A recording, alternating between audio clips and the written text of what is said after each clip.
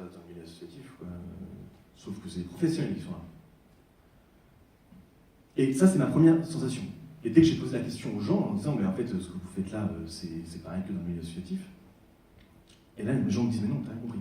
C'est pas du tout pareil que dans le milieu associatif, c'est autre chose. Et en écrivant ça, qui a je ne sais plus à quelle page, je me suis rappelé d'un autre souvenir que j'ai eu.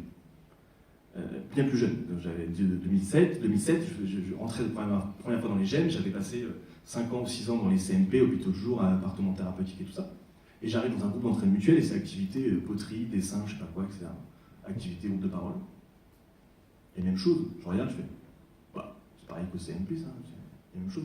Et là, les gens me disent, non, c'est pas la même chose, c'est autre chose. Au GEM, c'est autre chose. Et vous faites les mêmes activités. Et l'animateur, là, en fait, il est psychologue. Et il travaille dans l'hôpital dans lequel tu travailles. Oui, mais c'est autre chose.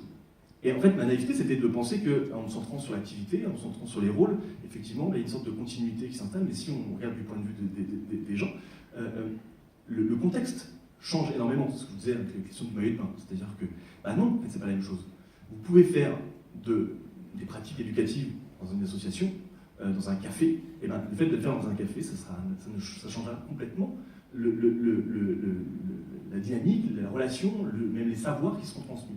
Donc c'est cette idée-là que je fais en résumé de l'importance du contexte, c'est-à-dire plutôt que de cibler, essayer de savoir qu'est-ce qu'on va mettre dans la catégorie accompagnement, qu'est-ce qu'on va mettre dans la catégorie éducation, dans la catégorie pratique éducative, peut-être que envisager le contexte et dire que une pratique éducative, qu'elle soit dans une association ou qu'elle soit dans l'hôpital, ça n'a rien à voir. On utilise des termes identiques, mais pour autant, ça n'a rien à voir parce qu'on produit complètement autre chose. Mettez un neurologue, je vous dis, dans une piscine et faites une pratique éducative au sein d'une piscine, ça changera tout. Et je pense que, je vais vous dire quelque chose de très sympa pour les soignants, c'est que je pense que, je suis vraiment défenseur en pensant que peut-être que c'est même rien à voir avec la présence du soignant, c'est peut-être juste la présence du contexte. Et effectivement, le fait de faire ça dans un lieu où la personne ouvre la porte, enlève sa blouse blanche et bonjour, alors on va faire l'éducation thérapeutique, ok? Eh bien ça change beaucoup que dans une association. Et j'en viens à dire ça pour une chose, c'est qu'on retrouve de l'accompagnement, du soutien en ETP. De l'ETP informel. Et les gens se soutiennent, s'entraident, échangent des mots, etc., que ce soit dans les pauses, que ce soit pendant les séances, etc.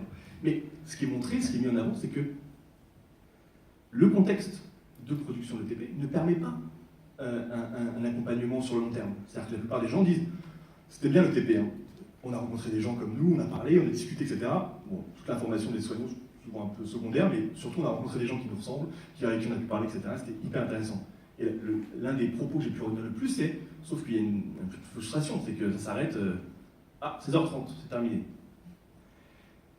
Et c'est là où en fait il n'y a pas de séparation à avoir, c'est que ça c'est une forme de soutien et d'entraide qui existe, et à côté vous avez le milieu associatif qui vit ses fragilités aussi, et vous connaissez peut-être tous le discours de membres d'associations qui dit voilà, ils ne sont pas assez assidus, l'association va se casser la figure, personne ne vient, etc., on est limite, etc., etc. Sauf que le milieu associatif produit un type de relation qui n'a rien à voir avec l'éducation thérapeutique. L'éducation thérapeutique, c'est ponctuel, c'est subi, c'est cadré. Le milieu associatif, c'est fluctuant, ça joue sur un turnover, et l'approche n'est pas la même. Donc effectivement, l'entraide, l'accompagnement ne sera absolument pas le même. Et les relations que les gens vont tisser ne seront pas les mêmes.